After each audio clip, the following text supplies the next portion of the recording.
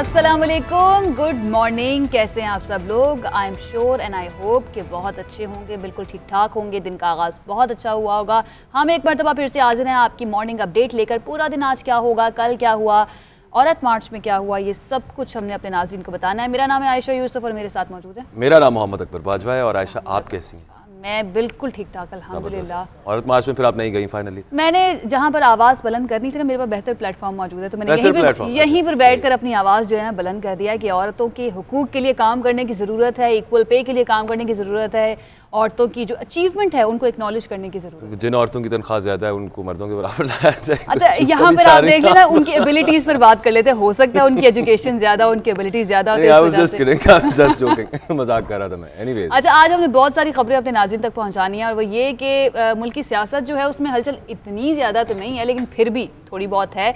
यूसुफ रज़ा गिलानी जो कि सेनेटर बने थे, बड़ा ही कड़ा मुकाबला हुआ था हफीज़ शेख साहब के साथ। अब उनके इंतखाब को चैलेंज कर दिया गया है इलेक्शन कमीशन में। आज उनकी पेशी भी है, इस पर हमें बात करनी है। इसके साथ साथ बड़ा ही अफसोसनाक वाक़या, कानून नाफिज करने वाले इदारों के एहलकार जो हैं वो कुर्बानियाँ देते रहते हैं मुल्क की सलामती के लिए, मुल्क की हिफाजत के लिए। इतवार की रात को एक पुलिस मुकाबला हुआ, उसमें कुछ हमारे पुलिस एहलकार जो हैं उन्होंने जाम शहादत नोश किया। इस पर हमें टारगेट किया गया, एक इंस्पेक्टर को टारगेट किया गया, और बड़े अफसोसनाक वाक़यात खैर ये चल रहे हैं। और वहाँ पे शेख रशीद साहब साथ ये भी कह रहे हैं, और वो ज़रूरी भी है कि नाके हटा दिए जाएँ इस्लामाबाद से, क्योंकि वहाँ पे शहरियों को परेशानी होती है। बट किस तरह से दोनों चीज़ों को साथ लेके चलना है और टैकल करना है, इस पर बात करते हैं आज। इस पर बात करते हैं। इसके साथ साथ मैसेजिंग ऐप व्हाट्सएप का, आपको पता है प्राइवेसी पॉलिसी से मुतालिक जो एक मसला चल रहा है बहुत अरसे से, और समझ नहीं आ रही। कुछ लोग कहते हैं कि चले वैसे भी तो वो हमारा सारा डाटा उनके पास मौजूद है ही, अब अगर वो पूछ रहे हैं तो इस पर हम उन्हीं को इल्ज़ाम दे रहे हैं। इसका हल निकाला है जी, एक ऐप डेवलपर हैं पाकिस्तान के, उनसे हमें आपकी मुलाकात करवानी है। और एक आर्टिस्ट भी आज हमारे साथ मौजूद हैं, उनसे भी मुलाकात। मुजस्समा साज हैं। आगाज़ करते हैं। यूसुफ रज़ा गिलानी साहब सेनेट में जीते, और उसके बाद ये हुआ कि मुल्की सियासत में जो हलचल थी वो थमने का नाम नहीं ले रही थी। सियासी तज्ज़ियाकार गिलानी साहब की जो जीत है उसे ऑपोजिशन का एक छक्का और हुकूमत की नाकामी करार देते थे। गिलानी साहब ने इलेक्शन जीत तो लिया, वज़ीर आज़म इमरान खान साहब को एतमाद का वोट लेना पड़ गया, क्योंकि कहा यह जा रहा था कि जो एतमाद का वोट इस वजह से लेना पड़ा कि ज़्यादा वोट उन्हें मिल गए। और ऑपोजिशन बार बार कह रही थी ना, ऑपोजिशन बार बार कह रही थी कि उन्होंने समात है आज आयशा, वो समात शुरू हो चुकी है। बिल्कुल ऐसे ही। और हुकूमती उम्मीदवार सादिक संजरानी और यूसुफ रज़ा गिलानी के दरमियान अब कहा जा रहा है कि कांटे का मुकाबला होगा अगर वो चेयरमैन सेनेट के उम्मीदवार बनते हैं यूसुफ रज़ा गिलानी साहब। लेकिन इससे पहले यूसुफ रज़ा गिलानी को एक और इम्तहान भी पास करना होगा।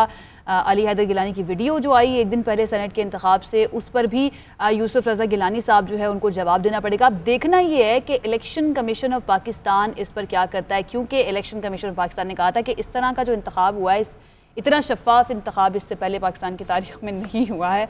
तो क्या एक्सपेक्ट कर रहे हैं? कहा था कि अगर प्रोपोर्शन से ज्यादा कोई भी पार्टी सीट लेगी तो इलेक्शन कमीशन जिम्मेदार होगा। सुप्रीम कोर्ट ने ये कहा था। सुप्रीम कोर्ट ने ये कहा था। और फिर जो अब कमल शोज़िब साहिबा और पाकिस्तान तहरीक इंसाफ के दीगर लोग दरखास्त लेके गए हैं इस वक्त कोर्ट में, तो इलेक्शन कमीशन में, तो वहाँ पे उनका कहना यही है कि यूसुफ सीट जीते हैं, और वीडियो भी सामने आई हुई है, उसका पहले दरखास्त दे दी गई थी, एक्शन क्यों नहीं लिया गया। जैसा इसी पर आपको पता है प्रेस रिलीज में एक वर्ड इस्तेमाल किया, बड़ी कैजुअल लिखी हुई थी, जो कि इदारे के हिसाब से नहीं होनी चाहिए। बातें शायद ठीक होंगी। क्या लिखा था वैसे? उन्होंने कहा, एक बात करते हुए कहा, क्या ये खुला तजाद नहीं? तो अब यहाँ पे भी कमल शोज़िब साहिबा भी यही पूछने गई हैं कि हमारे साथ मौजूद है कमल शोज़िब साहिबा, उनसे जान लेते हैं। बहुत शुक्रिया कमल साहिबा हमें ज्वाइन करने के लिए। ये बताइएगा कि इलेक्शन कमीशन में यूसुफ रज़ा गिलानी के खिलाफ जल्द समात के लिए आपने मुतफर्रिक दरख्वास्त दायर की है, और इलेक्शन कमीशन आज आपकी दरख्वास्त की समात उसने शुरू भी कर दिया। आपको क्या तवक्कुआत है, क्या एक्सपेक्ट कर रही हैं आप? देखिए जी, अभी तो ये मामला सब जुडिस है, अब आर्ग्यूमेंट होगा, हम अपने एविडेंसेस पेश करेंगे, हमारे वकील वहाँ जाके सारी बातचीत करेंगे और अपना मौक़िफ़ बड़ा स्ट्रांगली बयान करेंगे। उसके बाद देखते हैं कि इलेक्शन कमीशन के पास उसके काउंटर आर्ग्यूमेंट्स क्या हैं और वो उसकी कैसे कंसिडरेशन करते हैं और प्रोसीडिंग्स कैसे होती हैं। ये तो अब डिपेंड करता है कि इलेक्शन कमीशन में जब केस प्ली होगा तो वो कैसे आगे चलेगा। मैडम, साबिक secretary election commission Kanwar Dilshad साहब, उनकी ये राय है कि अली गिलानी का जो वीडियो वाला मामला है वो इलेक्शन कमीशन नहीं, इलेक्शन ट्रिब्यूनल सुनेगा। तो इस वीडियो में तो पीटीआई के भी कुछ अरकान नजर आ रहे हैं, उनके खिलाफ भी कोई कार्रवाई हो सकती है क्या? आपकी इस बारे आपकी कानूनी टीम की राय क्या है? जिस तरह डस्का का केस था उसमें भी उन्होंने बहुत सारी वीडियोस एविडेंसेस दिए थे, ना उसका कोई फोरेंसिक हुआ, ना वो किसी ट्रिब्यूनल में भेजी गई, वहीं पर ही उसका सारा डिसीजन हुआ। तो हम समझते हैं कि उन्होंने खुद ही एक प्रेसिडेंट सेट किया है, इलेक्शन कमिश्नर ने भी और इलेक्शन कमीशन ने भी, और उसी प्रेसिडेंट के तहत हम भी अपना केस लेके गए और मुझे पूरा यकीन है कि वो इसको भी उसी तरीके से उसी तरह मेरिट पे सुनेंगे भी सही और इस पर रिस्पॉन्ड भी करेंगे। अच्छा कमल साहिबा, एक सवाल जो बार बार उठाया जा रहा है कि 2018 में जो सेनेट इंतखाबात हुए थे उसमें कुछ आपके MPs खैबर पख्तूनख्वा से जो सामने आए थे, जिनके बारे में कहा जा रहा था कि उन्होंने पैसे लिए हैं वोट डालने के लिए, उनको फौरी तौर पर निकाल दिया गया था। अब ये कहा जा रहा है कि इन अराकीन के खिलाफ क्यों कार्रवाई नहीं की जा रही जिन्होंने मुबैना तौर पर पैसे लिए हैं और वोट जो है वो हफीज शेख को नहीं दिया। इस पर पार्टी में क्या राय है? देखिए जी, PTI उस वक्त कार्रवाई करेगी जब इलेक्शन कमीशन ऑफ पाकिस्तान इस पूरे मामलात की तहकीक करेगा, इसलिए कि PTI ने पहले से आवाज़ उठाई। PTI के चेयरमैन ने पहले 2015 से वो ये बात कह रहे हैं कि जनाब इस पे आप ओपन आइडेंटिफाइबल बैलेट करें ताकि ये मंडियां बंद हो, ये रास्ते बंद हो, लोगों के ज़मीरों की खरीदो फरोख्त बंद हो। इस वक्त भी जरदारी साहब अपने पूरी जो तिजोरियाँ भरी हुई हैं वो लेके एक जरदारी सब पे भारी करते फिरे हैं और सारी दुनिया ये बात बड़ी खुशी खुशी बताती है। बिलावल बड़े खुशी खुशी बता रहे होते हैं कि हमने 20 लोगों से रब्ता कर लिया, 25 से रब्ता कर लिया, और अली हैदर गिलानी ने तो अपनी वीडियो में खुद तस्लीम किया कि हाँ मैं लोगों को मिल रहा हूँ। जिन 2 MNAs की आप बात कर रहे हैं वो तो ओपनली बता रहे हैं और उन्होंने तो ये डिलिबरेटली इससे सारा उगलवाया है। ये बताइए कि ये मोहतरम जो बाकी लोगों को कांटेक्ट करते रहे उनके नाम देना, ये हिम्मत करें और ये माने कि इन्होंने ये रिगिंग करके और फ्लोर क्रॉसिंग करके ये सीट जीती है, तो इस हिसाब से तो ये सीट जीतते नहीं है, सीट ये लूज करते हैं। यही हमारा आर्ग्यूमेंट है इलेक्शन कमीशन में कि देख लें जिस सीट पे इन्होंने पैसा लगाया वो सीट ये जीत गए, खवातीन की जो सीट थी वो ये नहीं जीत सके। वहां पर जो है वो इलेक्शन 176 वोट उनको पड़ा, 2 उसमें से रिजेक्ट हो गए तो 174 वोट उनके रह गए।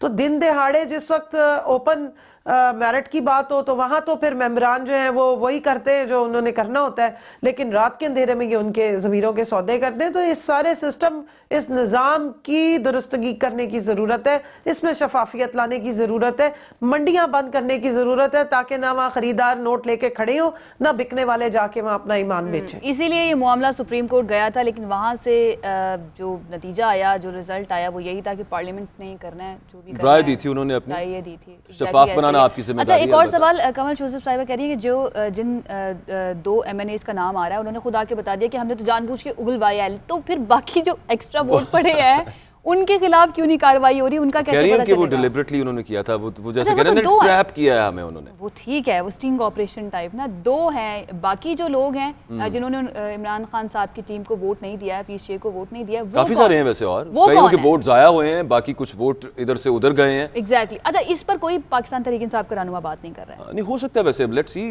कि अभी ये फैसला आ जाए इलेक्शन कमीशन ऑफ पाकिस्तान का जो भी आता है, तो उसके बाद खान साहब को कोई पता नहीं। आपको याद है ना कि उन लोगों के खिलाफ भी काफी देर बाद एक्शन हुआ था, फौरन तो तब भी नहीं था हुआ। Let's see. लेकिन उसके बाद ये जो एतमाद का वोट लिया गया है उसका क्या होगा फिर? उसमें भी तो वही लोग शामिल थे ना जिन्होंने पैसे लिए। ये डिबेट चल रही है ना इसमें, यही डिबेट चल रही है। लेकिन खान साहब ने साथ ये भी कहा था मैंने माफ कर दिया। अच्छा, माफ़ कर दिया, ओके, जहाँ पर ज़रूरत थी वहाँ पर माफ़ कर दिया गया। बहरहाल इलेक्शन कमीशन के बाहर चलते हैं, वहाँ पर ज़ारा काजी हमारे साथ मौजूद हैं और यूसुफ रज़ा गिलानी के खिलाफ वीडियो स्कैंडल और कामयाबी का नोटिफिकेशन रोकने से मुताल्लिक तहरीक इंसाफ की दरख्वास्त पर समाअत का आगाज़ हो चुका है। अली हैदर गिलानी की जो वीडियो सामने आई थी उस मामले पर भी बात की जाएगी और PTI का मौक़िफ़ ये है कि क्योंकि मुबैना तौर पर हॉर्स ट्रेडिंग करके यूसुफ रज़ा गिलानी साहब जीते हैं तो उनकी जो कामयाबी का नोटिफिकेशन है उसे रोक दिया जाए। ज़ारा काजी हमारे साथ मौजूद हैं इलेक्शन कमीशन के बाहर, उनसे ताज़ा तरीन तफसील जान लेते हैं। बताइए ज़रा इस वक्त क्या सूरत हाल है, कौन रिप्रेजेंट कर रहा है पाकिस्तान तहरीक इंसाफ को यहाँ पे?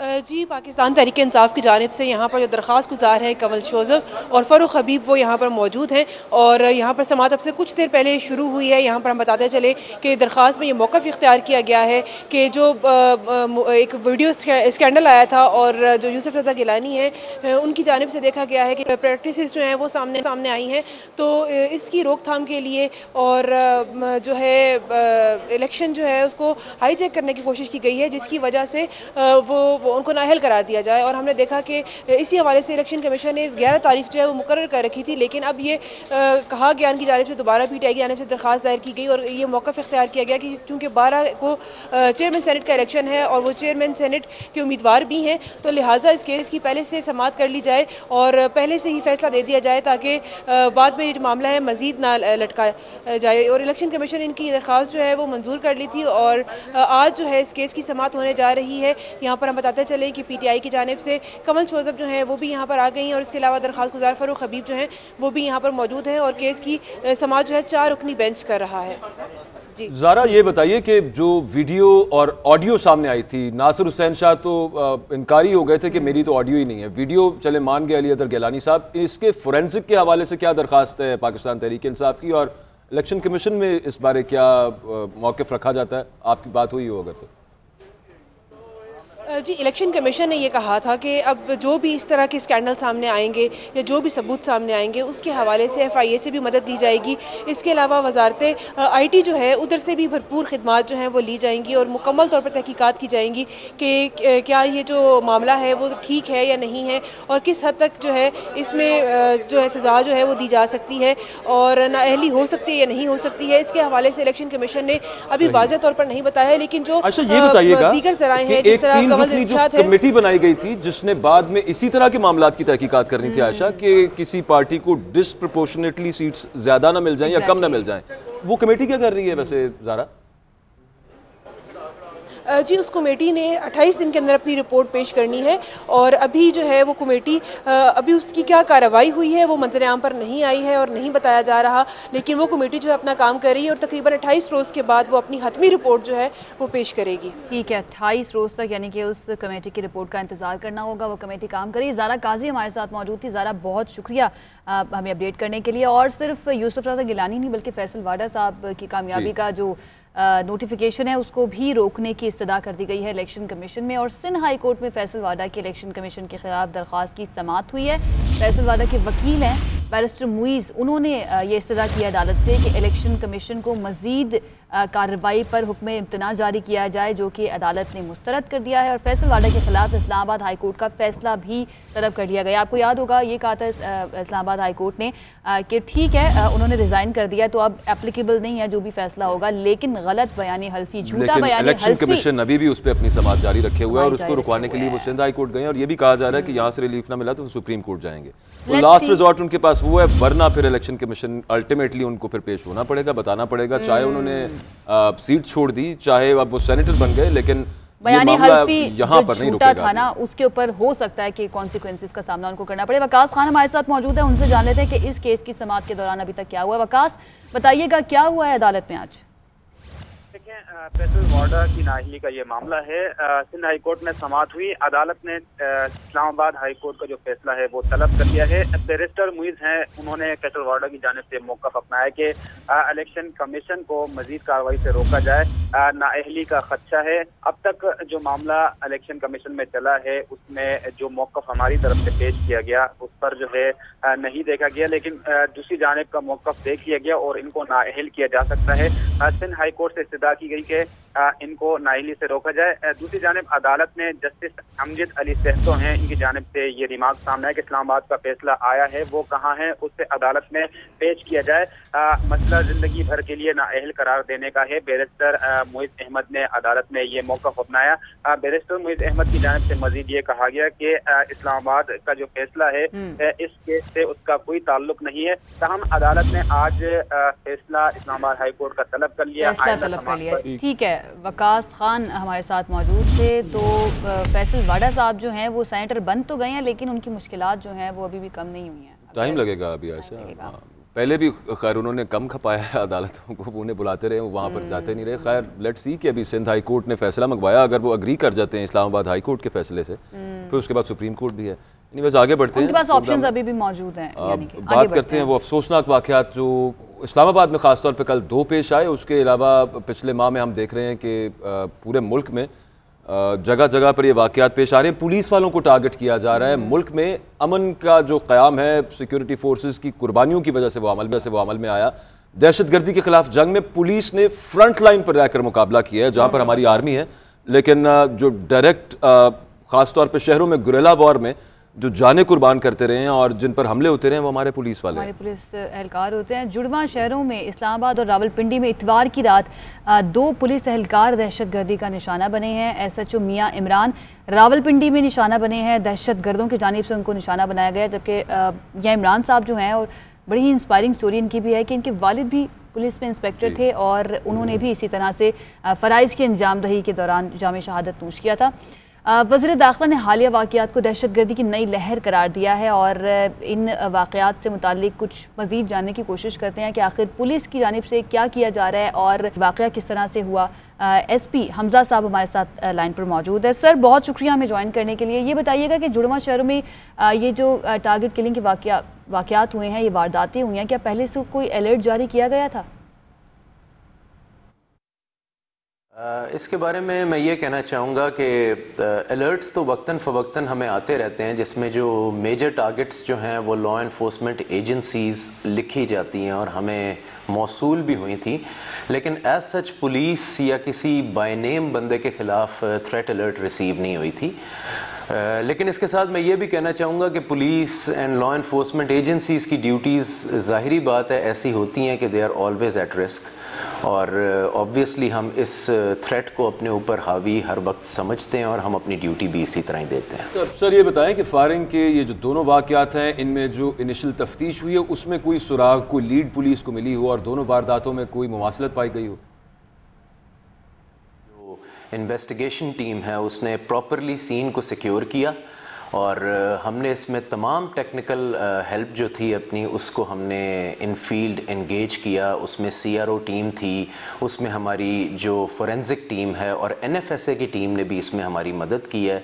काफ़ी ज़्यादा सबूत हमें मिला है मौके से भी, और जो करीब CCTV फुटेजेस हैं वो भी हमने अभी उनको अप्रोच कर रहे हैं, वो भी हम हासिल करेंगे और इंशाल्लाह इसमें हमें कोई मुस्बित और ठोस सबूत मिलेगा and we are on it इंशाल्लाह। अच्छा सर, इन वाक़यात के बाद जो पुलिस नाकों पर मौजूद होते हैं एहलकार, उनके लिए कोई ख़ास हिदायत जारी की गई हैं?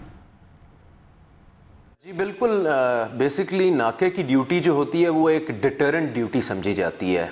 It is a very dangerous duty, और नाके में ये होता है कि अगर कोई बंदा कहीं कोई दहशतगर्दी या किसी भी चीज़ को प्लान कर रहा है तो नाका ये होता है कि आया वो उसको रोके या उसको उधर ही इंगेज कर ले। तो इसलिए बहुत डिफ़िकल्ट ड्यूटी होती है और हम हमेशा इस ड्यूटी को बहुत सीरियस लेते हैं। इस पर SOPs हमने रिवाइज़ की हुई हैं। हमने अपने जो हॉल्टिंग पॉइंट्स और जो स्नैप चेकिंग पॉइंट्स रखे हैं उनको स्ट्रिक्ट हिदायत दी गई हैं, वो अपनी लोकेशंस चेंज करते हैं, सरप्राइज़ लोकेशंस अपनी देते हैं। और आज भी DIG ऑपरेशन साहब की तरफ से इनको हिदायत दी गई हैं, जिसके तहत इनको कहा गया है कि जो इनके पास इक्विपमेंट है, ख़ास तौर पे जो इनकी सेफ्टी इक्विपमेंट है, उसको ज़रूर यूटिलाइज़ किया जाए। और सर ये हाल ही में इस्लामाबाद से जो पुलिस नाकों को ख़त्म किया गया है, ये हिकमत अमली क्या कामयाब रही है? इसके बारे में मैं कैंडिडली कहना चाहूँगा, देखें जैसे मैंने आपसे पहले बात की कि नाका बहुत बड़ा डिटरेंट है। ऑब्वियसली पुलिस को वो प्रिवेंशन और डिटेक्शन दोनों में फ़ायदा देता है, लेकिन एक ट्रेड ऑफ है नाके का। उसमें ये होता है कि कैपिटल है हमारा, जब आवाम आती है तो उसको तकलीफ़ भी होती है नाके के ऊपर, जो कि अंडरस्टैंडेबल है, जिस वजह से बेसिकली ये नाके ख़त्म किए गए थे। तो उसको केटर किया गया और हमारी आला हकाम जो थे उनकी अप्रूवल से ही उसको केटर किया गया कि हमने उन नाकों को केटर फॉर करने के लिए स्नैप चेकिंग पॉइंट्स और हाल्टिंग पॉइंट्स रख दिए। उससे मज़ीद हमें फ़ायदा हुआ कि हमारे पास मोबाइल चेक पॉइंट्स आ गई, जिसकी वजह से हमारी पहुंच उन एरियाज़ में भी हो गई जहां हम पहले नहीं थे। तो किसी हद तक कहूँगा कि हम फिर भी एडवोकेट करते हैं कि वो नाके स्टैटिक जो थे उनका किसी हद तक एडवांटेज था, लेकिन उसको केटर करने के लिए जो स्ट्रेटजी डिवाइस की गई है, I think that is more potent for prevention and detection of crime.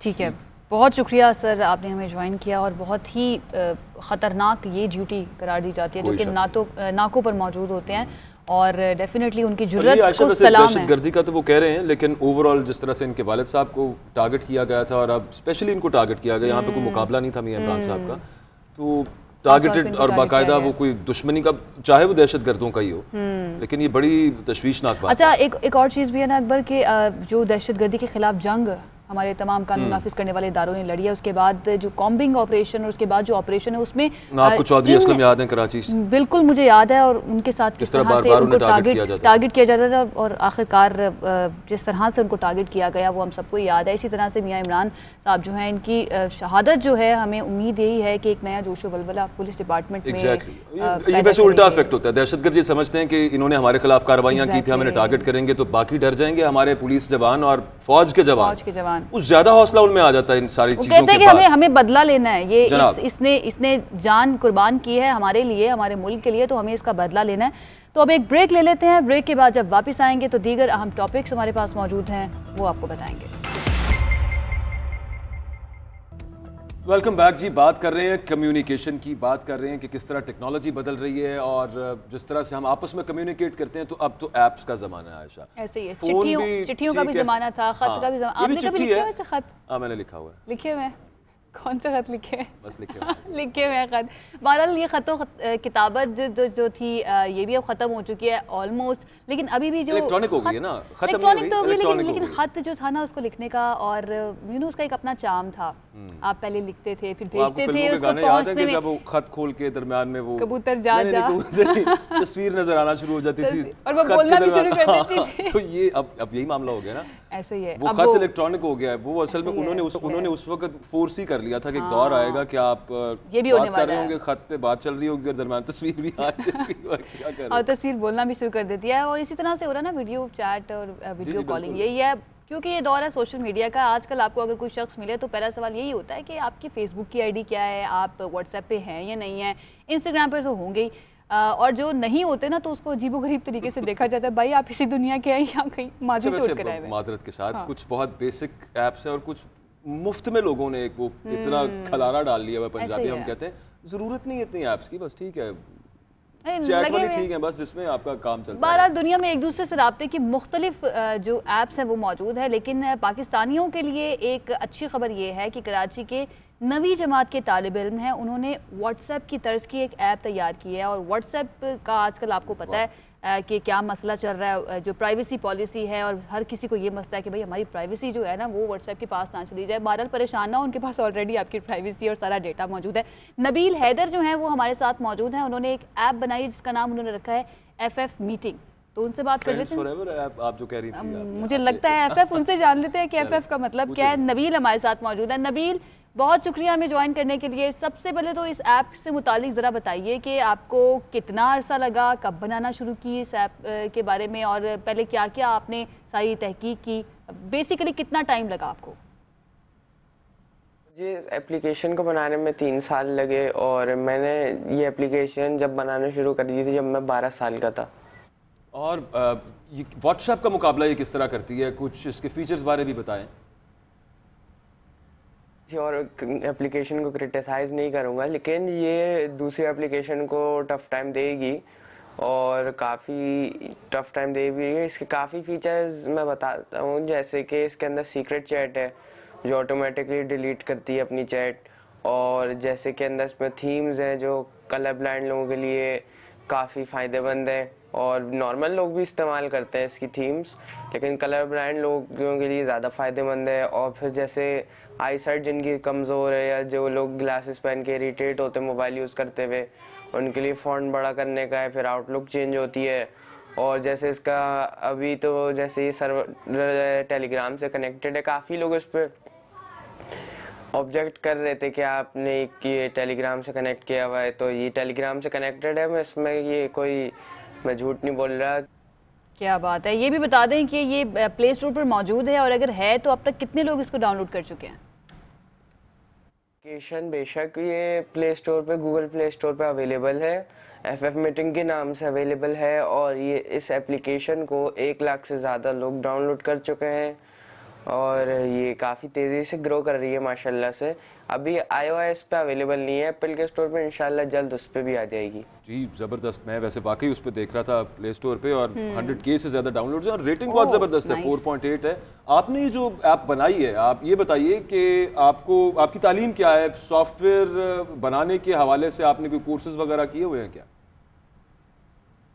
जी मेरी तालीम इस वक्त जो है, मैं 9th क्लास का स्टूडेंट हूँ, O लेवल्स कर रहा हूँ, और जब मैंने एप्लीकेशन बनाना शुरू करी थी तो मैं 12 साल का था, 7 क्लास में था। ये एप्लीकेशन के हवाले से मैं ये कहना चाहूँगा कि मैंने एप्लीकेशन जब डेवलप करना शुरू करी थी तो काफ़ी मैंने सॉफ्टवेयर लैंग्वेजेस के कोर्सेज जैसे ट्यूटोरियल्स और काफ़ी लिए और फिर काफ़ी वेबसाइट से हेल्प ली, क्योंकि ये अकेले बंदे का काम तो थोड़ा मुश्किल होता है। और फिर एप्लीकेशन काफ़ी फीचर्स ऐसे होते हैं जो हर किसी मोबाइल पे रन नहीं करते, तो उनको कंप्रेस करने के लिए और सब उससे मैंने काफ़ी हेल्प भी ली थी, लेकिन ये मैंने काफ़ी कोडिंग लैंग्वेज सीखी। नबील, मुश्किलात क्या क्या पेश आई आपको इस ऐप की तैयारी में? ये काफ़ी मुश्किलात ऐसे पेश आई, जैसे कि आपने मेरा लैपटॉप के बारे में सुना ही होगा कि मेरा लैपटॉप बहुत पुराना था तो उस पर वर्क स्लो होता था।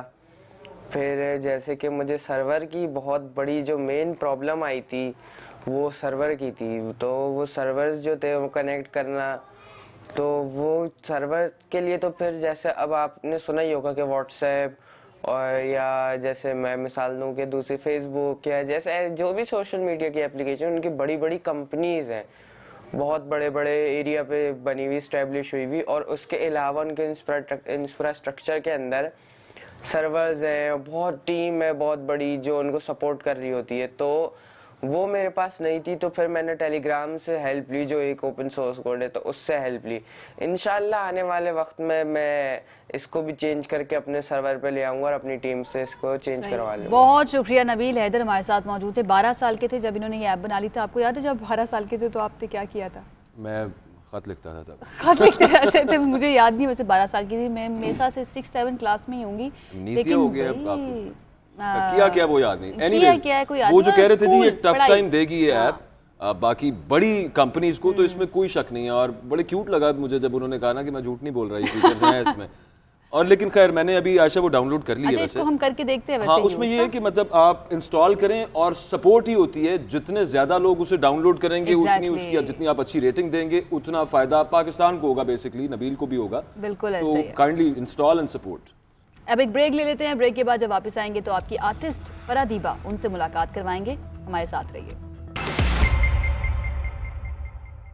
Welcome back. फ़नून लतीफ़ा की कुछ बात करते हैं। फ़नून लतीफ़ा आयशा, मतलब जिसमें बड़ी इंट्रिकेट और बड़ी लतीफ़ चीज़ें और मुल्तान की कसीफ तो नहीं है इसके अंदर? नहीं, कसीफ नहीं है, क्योंकि आपके लतीफ़ के साथ ये वैसे कुछ लोग इससे करेंगे, शायद इख्तलाफ करें, लेकिन ओवरऑल स्कल्पटिंग जो है, मुजस्समा साजी जो है, it's one of the finest arts, इसमें कोई शक नहीं है। और बड़ा ही, मुझे तो बड़ा ही ना सूदिंग सा इसका एक लगता है कि जब भी आप इसको कर रहे होते होंगे तो आपको बड़ा एंजॉय करते होंगे। तो मुल्तान की आज एक मुजस्समा साज हमारे साथ मौजूद हैं जिनका नाम है फरा दीबा, और मोस्टली जानवरों के मुजस्समे वो बनाती हैं। ज़बरदस्त। उनसे मुलाकात कर लेते हैं और जानते हैं कि उनको ये शौक़ किस तरह से हुआ, कहीं से उन्होंने सीखा है या फिर खुद ही जो होते हैं ना, कुछ लोग खुद साख्ता भी अपने आप को बताते हैं ना कि मैं बना सकता हूँ देख देख कर। टैलेंट हो सकता है उन्हें, वैसे वाइल्ड लाइफ में इंटरेस्ट हो, जानवरों में इंटरेस्ट हो, एनीवेज उन्हीं से पूछ लेते हैं। Welcome to the show madam. आप ये बताइएगा कि ये मुजस्समे बनाने का जो फ़न है ये आपने कहाँ से सीखा और एक मुजस्समा बनाने में आपको कितना वक्त लग जाता है? मैंने मुजस्समा बनाने का फ़न सरगोदा कॉन्वेंट स्कूल से सीखा था। तो मुझे बड़े से बड़ा मुजस्समा बनाने में ना महीना 20-25 दिन लग जाते हैं, और छोटा मुजस्समा बनाने में 5 से 6 दिन लग जाते हैं। 20 से 25 दिन आपको लगते हैं? अच्छा, तो अभी तक आपने जो फनबारे बनाए हैं उनकी तैयारी में सबसे ज़्यादा आपको किस में वक्त लगा और सबसे ज़्यादा मुश्किल कौन सा था? तैयारी में सबसे ज़्यादा वक्त हाथी में लगा। हाथी का एक स्ट्रक्चर बहुत बड़ा था, उसको बनाने में, उसको मेंटेन करने में, उसको खड़ा करने में, उसमें जालियाँ फिक्स करने में, उसमें सरिये लगाने में मुझे टाइम लग गया। फिर उसके बाद उसकी रगड़ाई, सफाई, फिर पेंट का काम। वाह। अच्छा मैडम, ये बताएं कि मटेरियल आप क्या यूज़ करती हैं बनाने के लिए, और औसतन एक मुजस्समा जो होता है उसकी तैयारी जब होती है तो कितना खर्चा आ जाता है डिपेंडिंग ऑन साइज? मैंने कभी देखा